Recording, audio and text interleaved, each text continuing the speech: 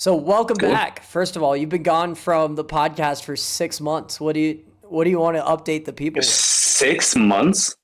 Yeah, the We, last we one did. you That's were right. We on was January 3rd, which we recorded before Christmas.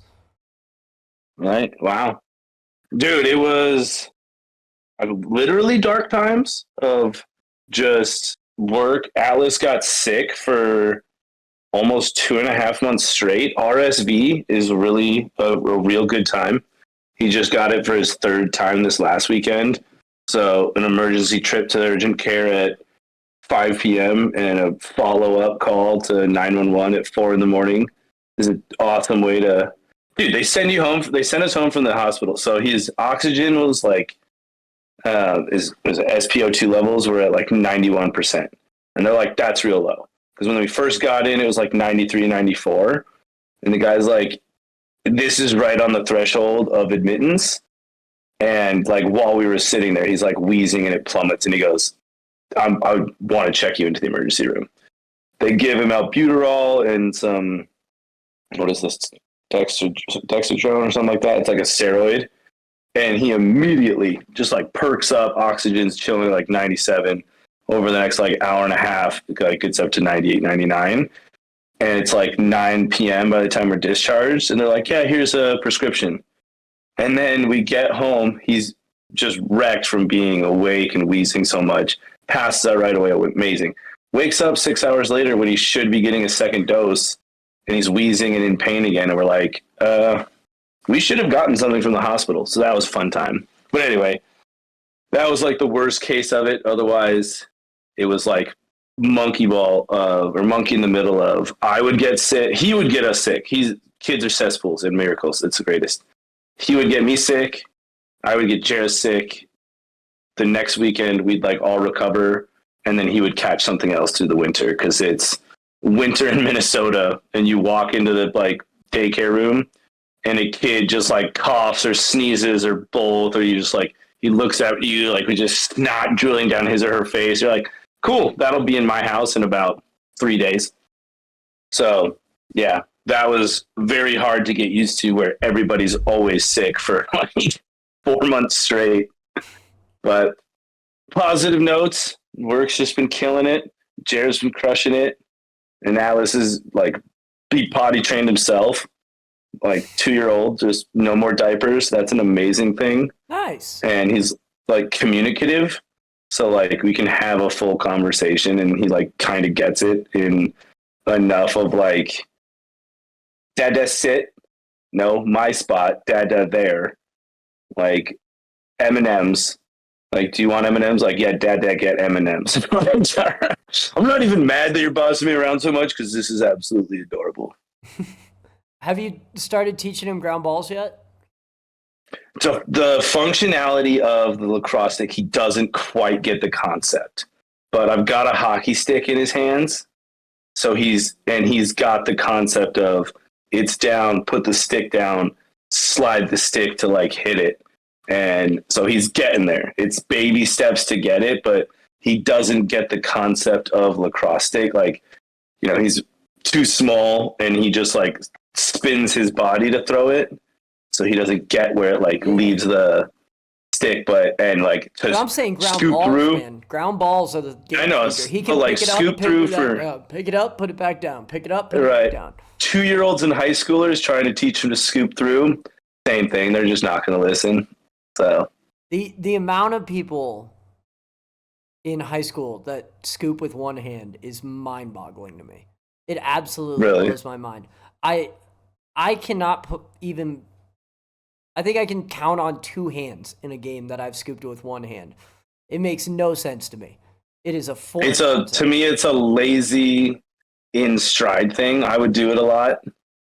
Like if you were defending near me, you're going 2 hands because I'm not getting de-spooned, de-wizard, like de-wanded in a game. So I'm going with 2. But if there's no one around me, I've literally like gone for 1, missed it, kicked it out, gone for it again with 1 hand. I'll do that. And I've done that. To be fair. But yeah, I played goalie, so the stick was way too damn heavy to do it with one hand. Yeah, you're not. There's also like no situation where you have the like ability to casually. Well, it's okay if I miss this. But I mean, even like playing LSM now, I cannot even think about the amount of times I can't put this season. I can't think about it. Fair. I mean, concept. I don't think I've ever seen a long stick do a one-hand ground ball. That to me is insane because, like, one, it's too heavy, and two, it's like, bro, you can reach the ground. Did I send you the Army rap check? The long pole rap check? Dude, that is probably the single most athletic thing I've seen in lacrosse in a long time. First of all, just for everybody at home, in lacrosse, defensemen carry a long stick, which is 6 feet in length. So what this guy does is, as he's in full stride, running down the field, neck and neck with another guy, he grabs the pole. Who's holding the ball? Yeah, the guy next to him holding the ball in his opposite hand away from him. So, like, you have to imagine the ball's almost 5, maybe 6 yards away from this guy. He then takes his pole, steps into this guy, shoulders him, and from halfway up the pole, swings it around to throw that one-handed wrap check. But he lets it slip towards the end, so he grabs the butt end at the last minute and wraps it all around this dude. And he got, I'd say, probably 30% stick. And I think everybody was so shocked that they saw it that they just play on. Who cares? Yeah, like, you're like, he just hit his whole body, stick, head, because you're not allowed to hit a stick into the head. But he got so much of them that it was like that. The physics of that throw were mind blowing. Just how strong and athletic you have to be to get that done is wild. And so, like, last week, 2 weeks in a row, I had to play against this guy. So he used to play pro. He played at Christopher Newport, and is still on 2 bench rosters. Man, the Nagy, I shit you not, the second play of the game. First play, we're both on the wing with each other. Right. And neither of us get the ground ball. And I subbed out. He's on defense. We scored. Second face-off goes off. He beats me to the ground ball, beats me in. He's 6'4", by the way, and 220 pounds. A machine of a human. Takes off down the field and throws an around the world. So for those of you that don't know, what an around the world is behind the back is off the same side shoulder. When you bring the stick around to your opposite shoulder, so if you're right-handed, go to your left shoulder and then throw the ball from that side. Like, give yourself a one-armed hug, or like you're stretching your tricep, but you're holding a stick with velocity to shoot it behind your back around the other side. He didn't shoot it. He gave the cleanest fast break pass I had ever seen. Oh, it wasn't even a shot. It was just a popping pass off the crease. I was like, I just turned around and walked off to the sideline. Like, I didn't even get back to the face-off line. I was like, that's some bullshit. I'm not doing this today. Right. I can't. So that's the thing that I'm scared of. You just did a highlight play from an all-star game in a fucking 30 men's rec league. What are we doing? Are you in the right place? Because, like I said, that's what I'm worried about. Like, I have a month. I'm psyched because we're opening our pool. We're putting the chemicals in next week, getting it back so I can start swimming again, to start doing more cardio. But I'm like really praying it's a Minnesota men's beer league, because like, yeah, if I get this dude who's like, yeah, dude, I just do this in the off season before triathlons, like you, I'd be like, all right, man, I'm not going to keep up with you. Like, why are you subbing so much? Like, cause this is the most I've run in like a year of leaving Florida and running with my dog. I mean, so to be completely fair, beer leagues are very casual, but in the same right, like, dog, you are playing lacrosse. Like, you know you got to do some running beforehand. Oh, no, I know I can't just like show up like, I'm just going to jog the whole time and be fine. Like, no, I know it's going to be serious lacrosse, but I'm hoping it's some other guys like me being like, these teams don't go very deep so that everybody can play. Like, you're looking at a 15-man roster, and 2 of you to 4 of you will not show up every week. So you may have 2 subs tops. Like, you got to be ready to go, bud. But that's the thing is I'm even okay with like, yo, we're doing like, we're rotating. Like, we don't really have subs. So just you go from midfield, and when the like defense becomes like they get the ball, then someone on attack is now midfield. I'm like, dude, I'm good with that. Like, just get the reps in. But you still got to be able to like run and play defense, which could take up to 2 or 3 minutes at a time. Like, yeah. And then you're not playing solely on one side unless you're attack. So then you got to be able to transition to offense, because guess what? There's whoever's closest to the box is getting off, bud. And when you're playing a man, you don't magically end up box side all the time. Right. Yeah.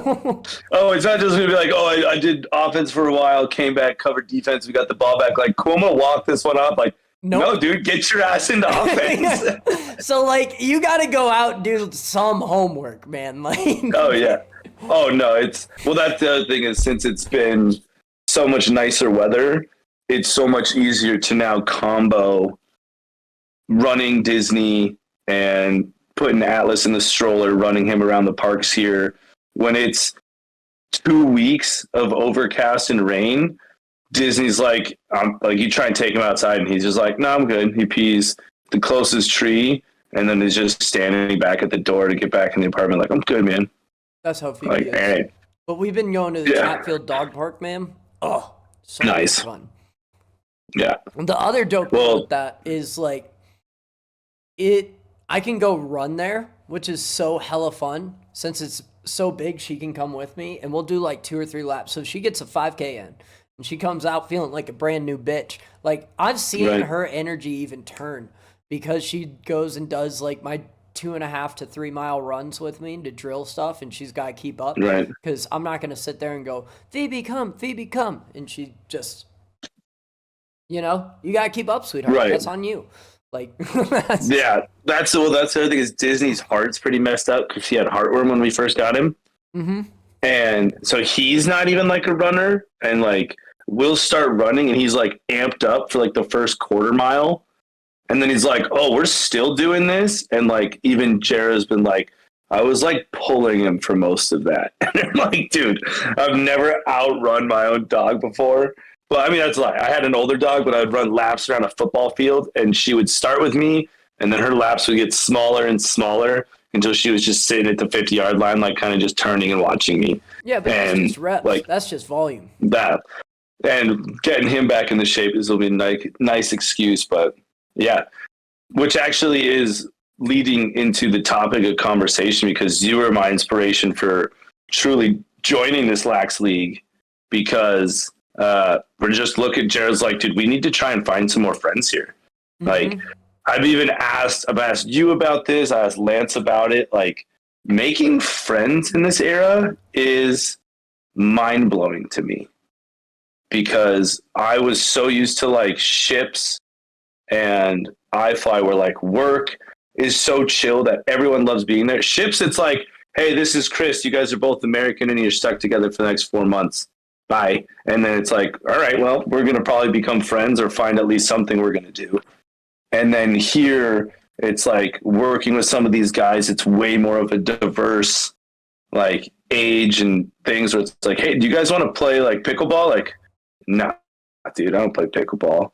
Like, you want to play board games? Like, nah, I play video games. Like, oh, okay, well, I guess I'll see you from 9 to 5, and that's it. And like, mind-blowing. So I'm super excited that Lacrosse, I can at least try to get back around some bros to just be like, oh, people of similar taste. Oh, dude, you run into some characters. Like, yeah. Oh, men's league lacrosse, you find like, yeah, you find a whole slew of characters, just like a fight gym. Maybe not that wild, but like, those are real outliers. If you go, trust me, if you go to a fight gym, just go to any MMA gym. If you want to find like absolute outliers in the world, you want to find everything from like elite Navy SEALs down to cartel members. and oligarchs, right? Like, you'll find it all in an MMA gym. Just hang around for like 2 weeks. You'll find it all. Yeah. Random princes from the Middle East. Just like right. We've got a nerd and someone who could probably buy this entire franchise trying to spar each other. Yeah. A cop and a drug dealer, daily basis. Like, fair. Fair. At every MMA gym, there is a cop and a drug dealer that either hold pads for each other or fight each other on a daily basis. Right. I think, but Lance gave me one of the most like mind-blowingly simple, but like profound explanations for it, where he goes like, Nagy, we're at a point in our lives that it's not like high school or your college buddies where you do everything together. He's like, you're going to start having friends that are just your board game friends, just your pickleball friends, just your golf friends, just your whatever else activities I haven't said, like very almost segmented friendships. Very few are going to hit like, oh, you want to play board games after we all go Frisbee golfing? Hell yeah, let's do that. Or you want to climb and go like to the dog park? Sick. And so to me, that was like so profound that I was like, I'm definitely trying to just be like, you're my friend now. Everybody does all the things that we like to do together. Like, what do you mean you don't want to drink all day while playing board games? I don't understand. So that to me was really profound. But I don't know how much you've experienced making friends that either do kind of cross those thresholds. So, okay. I think a lot of this has to do with the fact that as you get older, you have more of a identity of self. Like, we're going to get a little philosophical here just because we're cans. So as you get older, you have a lot more identity of self, right? Like, Nagy knows what Nagy likes doing now. And not in a bad way, but I only have a limited time of hours in the day, and I don't want to be doing shit that I don't like doing, right? Fair. Okay. Very true. And as you're younger, you don't really know what that is, and you're kind of fishing a lot of it out. And that's why you are forced into a lot of these areas where you got to socially gather and socially find all these different things, right? Whereas in one room, it's easy to find so many more different and complex people, either at, I don't know, your favorite school, or your sports practice that you're at, or your other extracurricular activities. And as you get older and you have more of an identity of self, if those extracurricular activities don't always involve that complex social aspect, you lose it throughout time, especially if you kind of have, I'm not going to say this, more isolating hobbies. You get what I mean? Fair. And I don't mean that as, ooh, I like being by myself. Just like, not too many other people do this particular thing. Exactly. Like, yeah, fishing is hard to do socially sometimes, unless you know a bunch of guys that got a boat, right? Like, right. But very few are gonna be like, yo, let's get like 5 guys on a boat. Go like, no, this is my spot. Like, you're lucky if I bring you.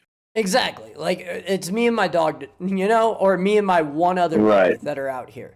And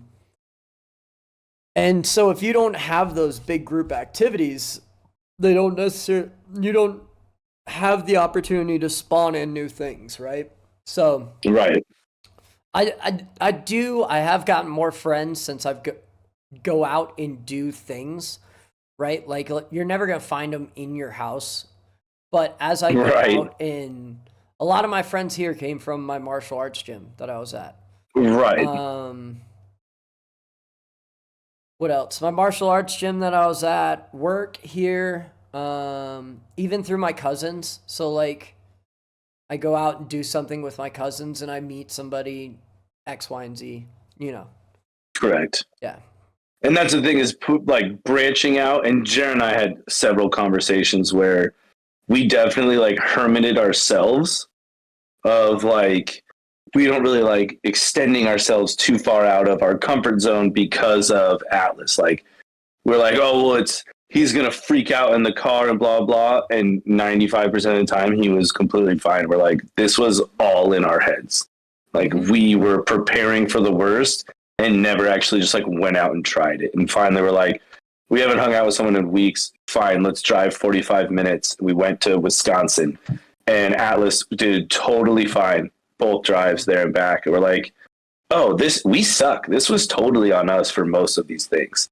So we were like, okay, we can start branching out and doing these things and going out. And once in a while, you need to just push your own threshold, like you said, of it might not be exactly what you want to do, but you're putting yourself into some situations that have the opportunity to create stuff. Yeah, well, it's I talked about this in one of the episodes a while back, but it has to do with like your circle of boundary and comfort. So the smallest circle is your safe zone.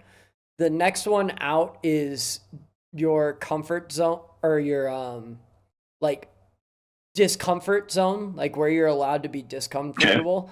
And then the layer out from that is what you truly can't do. Like, you're out of your realm.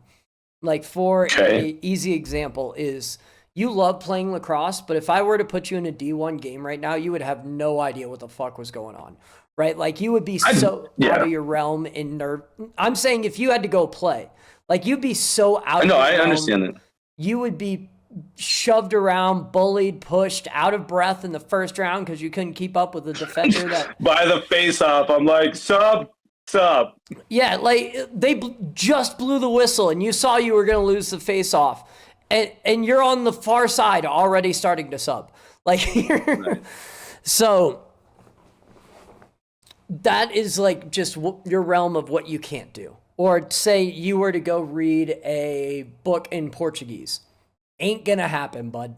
Okay. You may get 5 words, but you get what I'm saying. So is it inability or uncomfortable? Because to me, those are 2 very different things.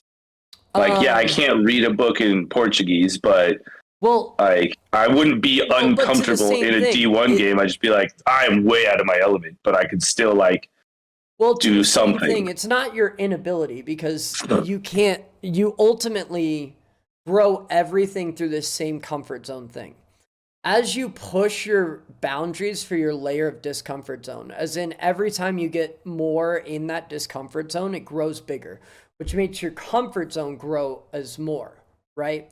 Okay. Obviously, the outer layer, you can argue philosophically, could go on infinitely. But essentially what you're trying to do is push your comfort zone and make it so big that there's nothing outside of it. You get what I'm saying? Right. And the way you do that is by getting into uncomfortable situations. And that doesn't have to be like, oh, I don't like conflict, so I'm going to go get in a gunfight. Like, it could I'm going to start street fighting. Yeah. As simple as, I don't like conflict, so I'm going to call my friend who's always politically fueled about something and try to debate them. Just because it's not going to be fun, but I'm going to get over the hurdle. I'm just trying to branch out, or I'm going to make that comment of like, hey man, I don't appreciate when every time you say you're coming over, you never come over because you have whatever. Exactly. Yeah. All right. I dig it. And so after you do it enough times, essentially it becomes your comfort zone, right? Like, right. So I had 2 revelations. One, Jared and I'd been here for we've been here for over a year now. And it was around the year mark that like I kind of finally like snapped of like, we're coming from Florida. And again, the mentality of Florida people are just, I would say, like, they're just kind of assholes. Everyone's an asshole, but you're varying levels. So it's always kind of expected. And the first revelation was I finally you're about to have a definition. A lot of people in Florida with that comment, but. Oh, yeah. So, but I think I'm going to piss off more with the Midwest. So I finally have a definition of Minnesota nice, AKA Southern hospitality, underlying passive aggressiveness. So Minnesota nice. Like I said, when I first moved here, when people were like, "You're coming from Florida, do you need a jacket?" I have extras. Like they would literally give you the jacket off their back. So kind. The other side of the coin, by Nagy definition of Minnesota nice, is I don't want to say anything to make you look or feel bad, and I don't want to say anything to make me look bad or feel bad. So it's like almost like a like saving face kind of thing. So if I invite you over to go to the bars and you see the message, it would like you'll just straight up like ghost me, or like, hey Chris, I'm thinking about hitting up this new brewery later or like this weekend. Do you want to go Friday after work and celebrate the weekend? The Minnesota nice response will be like, dude, that sounds awesome, man. Like, yeah, I heard about that place. I heard it's sick. That answer is non-committal, but acknowledging. But then you didn't say if you're coming. You didn't say if you're not coming.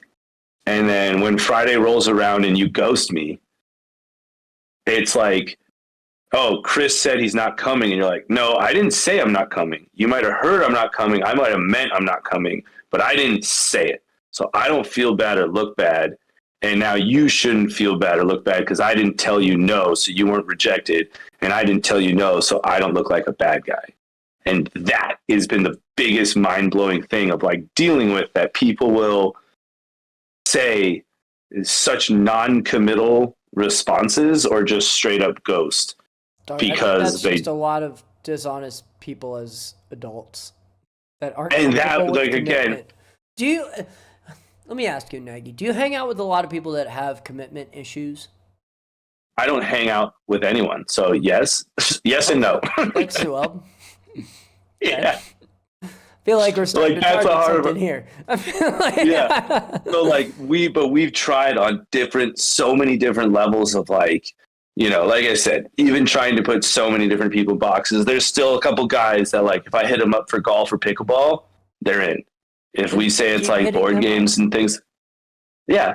But it's like, if I say like, hey, we want to chill and play board games and stuff, that's when these responses come, or like, hey, we want to do this other thing. Like just such soft responses from all different spectrums of adults. And I was like, is this adulthood, or is this just like this situational thing? And I've been informed when I've asked some other people about it, like, just like you just said, you're like, this is kind of just like the new adulthood of like, I see this text message, but I don't want to respond to Chris, so I'm just not going to. I don't want to say no, so I'm just not going to say anything. But and it was just like mind-blogging. You have to, I don't think that's general new adulthood. I think you just have to remember that when we worked on cruise ships, man, that is such an outlier of outliers. Nobody lives on a fucking tuna can and works with people that they're all friends with only because they work with those people and they happen to all have the same time off all the goddamn time together. Like, but it was even in Florida. Like, to me, it's just mind-boggling. Like, Fish, do you want to go to the bars? No, I don't really like day drinking. Yeah. Hit me up after or whatever. Like, all you just said was no. Like, that's a good. Like, hey, Fish, dude, we're going to this beer fest. You're like, dude, I don't like beer. Like, oh, okay, cool. We'll talk to you the next day or whatever. Like, you said no. That's fine. Like, just like any lack of response or like even the I'm busy, don't want to, whatever. Any form of response is fine to me. Like ghosting in general, or just this lack of passive responses or lack of responses, to me is mind-boggling as like an adult. People are allowed to do it, so they do it. Yeah, it was like a saddening thing. So like I was just starting to be more direct of like, if I sent out a group text, then I just text them very specifically like, hey, Fish, coming or not? And they would have to say no, and I'd go, thank you. And that was it. Like I left. I was like, oh man, come on. Oh, I'm not trying to do anything. I just like, thank you. That's it. So this was the second part of the revelatory experiences was like acknowledging those things, being more direct. And this one, of course, happens at fucking Walmart. Check it out. I check out, self-checkout. I get like 5 things, making my homemade salsa. It's delicious. and there's a guy checking receipts. And I hand him my receipt, but he's already holding one of those like receipts that's got a QR code and says, "How did we do?" And I was like, I'm starting to be more direct with people. Like I just said, just a specific text. And I looked at him and I went, "No, thank you. I don't want to take your survey. Here's my receipt." And he just kept giving me like a shit-eating grin and like held it a little higher. And I was just like, "That's really weird, man." And I just walked away and he never checked my receipt. So it was just like being a little more direct of like, I'm not going to let your passiveness and weirdness like overwhelm me in these small circumstances of like doing kinds of things like that. And so I just get to Jen and I go, "Is it just fucking me?" She goes, "A lot of it might be, but it is also just the way of the world now where, advertises people things." But I'm going to second that I think a lot of it might be you. Yeah. And because Jared goes, "Do you remember when we went to Hollywood Horror Nights?" And this is in like 23 before we moved up here, 22. And we're about to get on the ride, but we bombed through the singles line so we could just get on the ride faster. Mm-hmm. So it was Jara, her little brother, who was like 16 at the time, and me. And Jara and I partook in a couple of party favors and things like that. So like, I'm a little stoned, but we're just like chilling. And you're in singles line, you get matched up. We're on Rocket Roller Coaster, so it's 2x2 like roller coaster back. And I look at the guy next to me and I'm like, "Yo, man, you ready to like cause some mayhem?" And I like hold up my hand for Nux. And he like itches his balls and then like, like an awkward self kind of thing, but itches his balls and then goes to put his hand up. And I go, "Hey, man, how about you hit me with the elbow? Because I don't want to touch that. You just scratch your balls."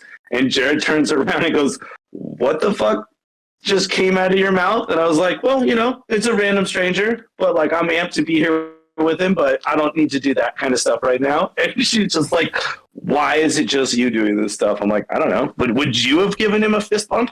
It sounds like it's you, man. A lot of it's you. A lot of this is you. I'm gonna be honest with you. If candor is one of the things that we value in this friendship, I'll think a lot of it's you, man. Yeah, no. And you just would you have taken the receipt? The Would you have taken the receipt just to be like, "Okay, whatever, man, thank you. I'm just gonna throw this out"? Yeah. Yeah. Yeah, I would have moved on. Dog, most people at Walmart are not like... Right. But it's everywhere. You're not really working with academics here, right? Right. It's the same thing where like, if you're in Vegas, the people packing out pamphlets, or if you're on the mall and someone's canvassing, are you just taking the stuff just to avoid conflict or anything like that? Or you just be like, "No, man, I don't want to throw that out"? I'd just say I'm good. Yeah. And if they're persistent, they're like, "Come on. No, like, no, don't you want to teach homeless people how to read?" One. Yeah. I'm good. Fair. Keep walking. You get your one. Yeah. Yeah. So it's not hard. Yeah. It's just the situation that's its own total thing. But otherwise it was.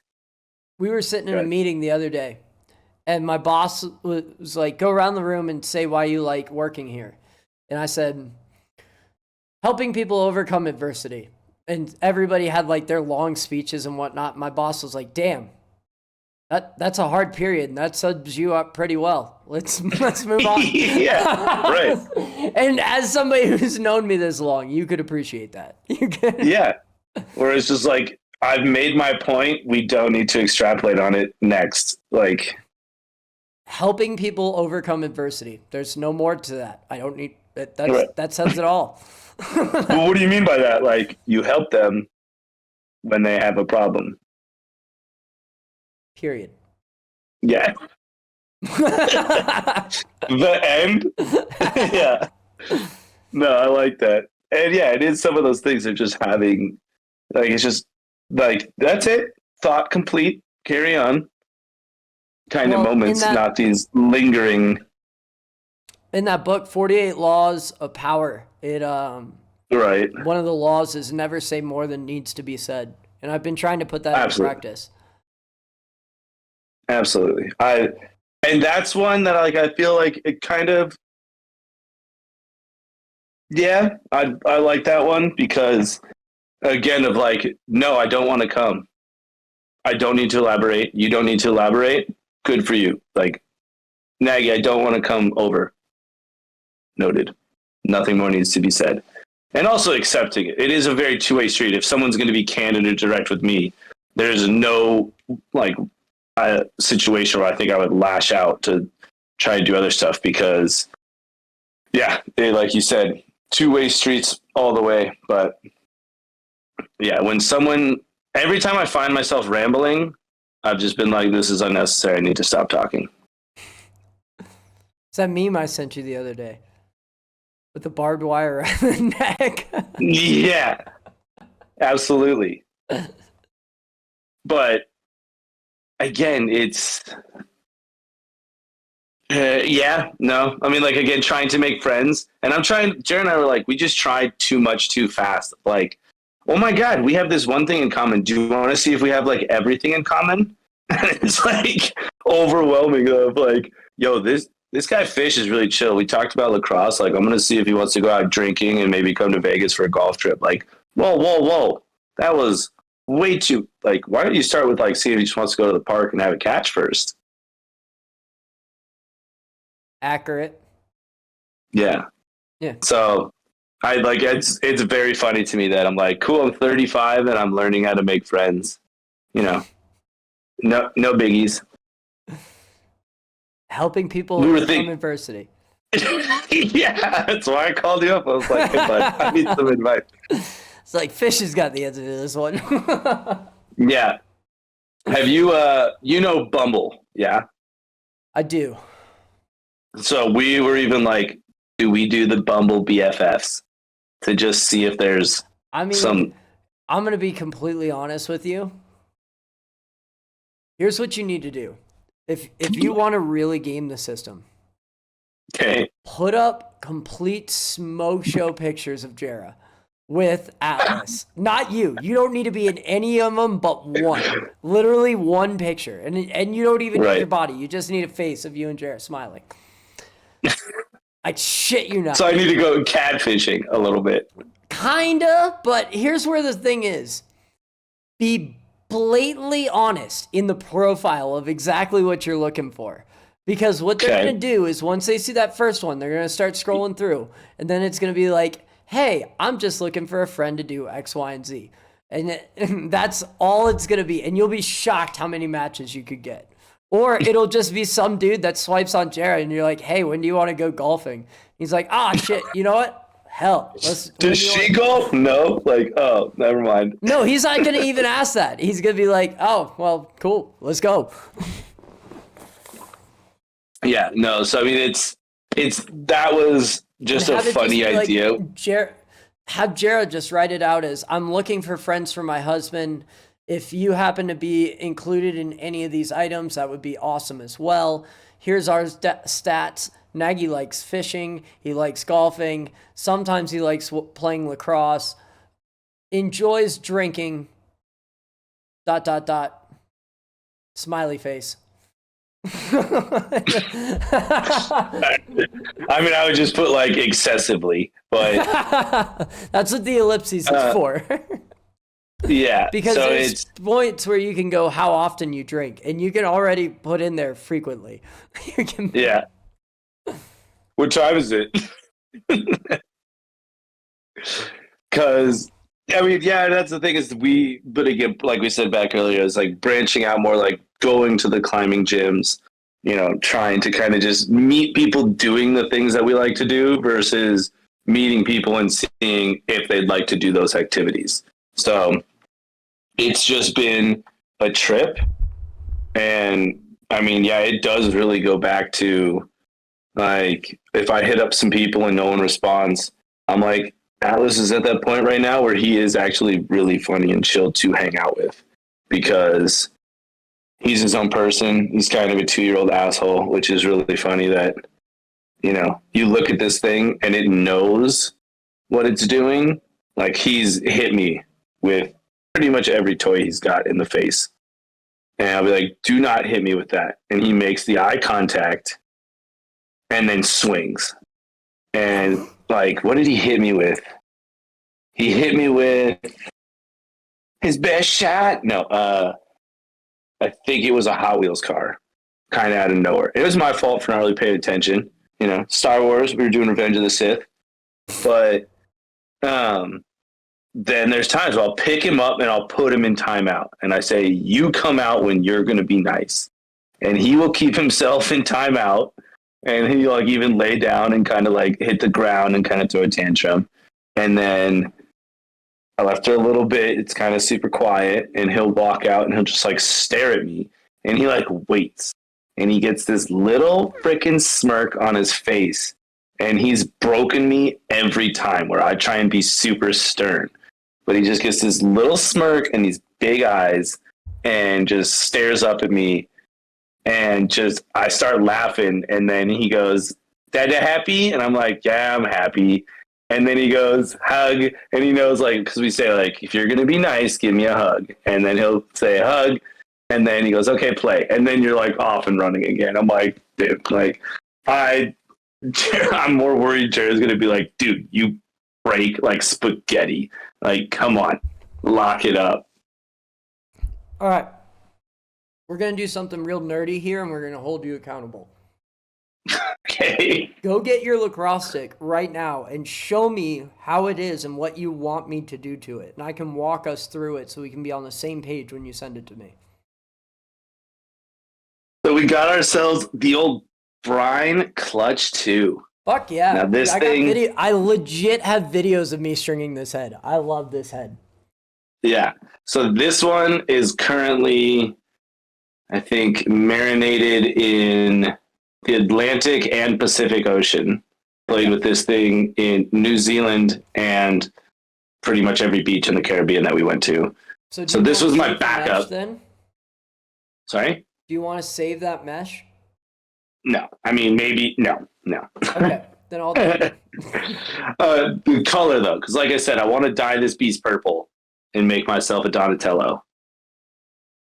Like my long stick head? You want that same kind of string job? Same kind of thing. Okay. Medium whip.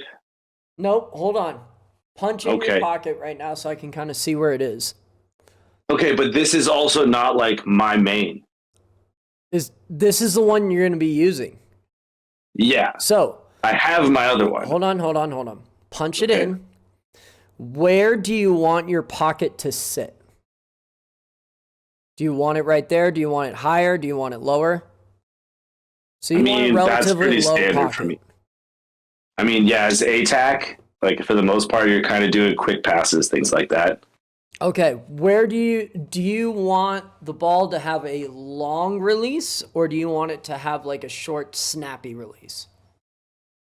Like, I guess the question is, so as you punch forward to throw, how quickly do you want the ball to come out? Do you want it to come out towards the end of your throw, or do you want it to come out almost towards the top of it? You get what I'm saying? I would say like 2/3. Okay. Not like long, but not like snapshots. Like for the most part, I'm usually trying to put some. You don't want it to hang in there long. Like you're not putting long poles on your shots. You're not taking big outside shots from the alley. I mean, that's the problem is I do. That's why it's like hence the low pocket. Because so it sounds more like, let me just kind of soft pitch this.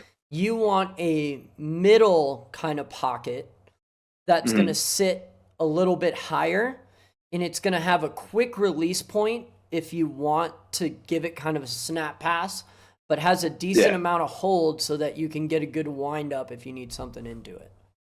Correct. So it's snap passes, like power shots. Mm-hmm.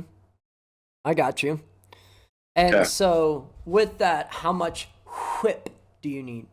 Actually, I call it power because whip has a negative connotation. So power is... When? Since when? Since eternity. Actually, it's from an old Matt Danowski video when he's stringing a head. So look that one up. Okay. I mean, that's the thing is, like I said, I had one that was like medium heavy whip, and it was one of the greatest heads I ever had, like threw with. A lot of mine have never really had too much. So I don't know. I'm kind of playing dealer's choice. I feel like lacrosse sticks are a lot like horses. You kind of like, you got to find the right match so that you can, ride the beast. If you try and pair me up with a stallion, it's like, hey man, that's not broken. No, I can string the right stick for you. For Hey. any person. You just kind of walk me through how you throw and what you want. Right. What you trying to do with it. Yeah. No, I think quick passes, power shots is the best explanation of like, because again, when you're on attack, I learned from a senior when I was a sophomore, it was like, no looks, someone's making a run. I'm doing everything I can to just get that ball to them as fast as I can. Or if someone's doing that to me, or if I'm on the outside or whatever, I'm taking 1-2 steps and ripping it, or you've made a cut and you're doing just like a quick release. Nice. So when's your league start? June. Okay, so you gotta ship me that head soon. I mean, yeah. It's gonna be at fair. least a week and a half to turnaround time of you shipping it to me stringing it, and then sending it back. Yeah, I gotta de-string it and dye it. Best way to clean them? Just a Mr. Clean Super Eraser. Yeah, fair. And some hot water. Very fair. Very fair. Yeah, it's pretty funny. Jared's been using this stick for the past, because I think on the last string job I have, I got like some neon mesh, and it's like, oh, the flashiest thing I ever had.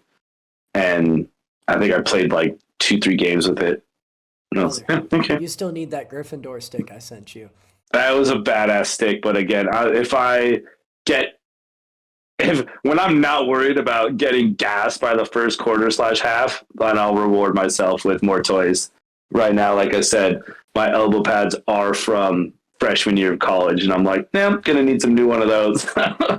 What are they? Warrior. But like, are you a full elbow pad guy, or are you like? They were like bicep, upper arm, and then my shoulder pads didn't have anything on the biceps. So they came over your shoulders though? Did you have plastic or like what comes over your shoulder? It's like the foamy. Pretty much, I used my elbows to guard myself. Otherwise, I looked like a lot of defenders that are wearing like I used to laugh. My defender buddies like literally almost had like whatchamacallit, almost like a jockstrap cup over their shoulders. Like they were just the tiniest little things held on by Velcro. It's like, are those even considered pads? He's like, dude, I'm defense. I'm not worried about it. So I'm gonna have to go into a Dick's or a Shields and see like how pads have evolved in the past 15 years. Just go to Sideline Swap. Okay. Sidelineswap.com. It's a eBay website kinda, but so think of like Craigslist, where you can list it for whatever price you want. They have some biddings, but generally not. Like people will sell them straight up for used equipment like lacrosse and hockey. Okay. And that's where you're gonna find that stuff. Yeah, I mean, I'm also at the point in my life where I'm like, I'm okay to get one more new pair of pads because it'll probably be the last pads I ever buy for lacrosse. I'm not like turning like I'm just trying to wait till I go pro. You're like 3 seasons in, you're like, damn, they came out with some new elbow pads. I think I need to. These all right. These have markings on them. See. At that day, I will quit drinking for 2 weeks to eat my words. To be completely fair, I had a guy, it was like my second game of men's league this year. I was playing close defense, and he had one of those chrome heads that was like a red plastic that you could see through.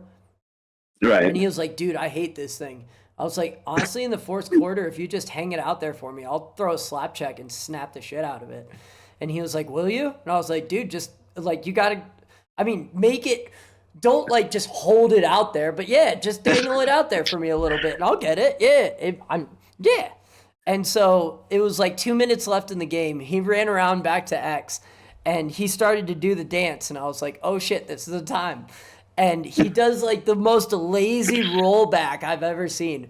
And I just cranked this rap check on it as hard as I could. And I put a little crack in the bottom, and he was like, oh, shit, new head, bummer. Oh, jeez. Yeah. But I would gearing up. You know that spot like 2 inches above the throat of the head where if you just like put it right in there, you're gonna snap anything. Except for those. That was like always the worst spot because it's like when it would be like high school, it snaps. I snapped like 3 heads like right here, and you're like trying to tape it, but no, you're like that'll hold. I put super glue and tape, and by like the 4th pass, you can just like hear it rattling. You're like, fuck. But no, actually, I'm excited. I got that workout book with Scar. Gonna be running with him again. Nice. So I'm excited to get back into it because I was like, I'm gonna start somewhere, and so. Well, dope. Nagy will be mobile. Will be mobile, as in you're not mobile. I guess agile. I'm mobile now. I looked it up, so I'm averaging like 14 to 16,000 steps, which is about 7 miles a day, and like 20 to 50 floors. But what did I do? I jogged across the parking lot, and I was like, that was like winded. I was like, that's not okay. So we got to get the cardio going ASAP. That's accurate. So to new friends and new magic wands, buddy. Sweet. Do you have anything you want Thanks to for having me with? Be confrontational in gentle ways. So they're not confrontational. Candid. Candid's the best word for that. It's okay to speak your mind and tell the truth because if someone can't handle it, then that's kind of more on them than you. But it's better to say something than not say anything. That's fair. Cheers, Thank bud. you, ladies and gentlemen.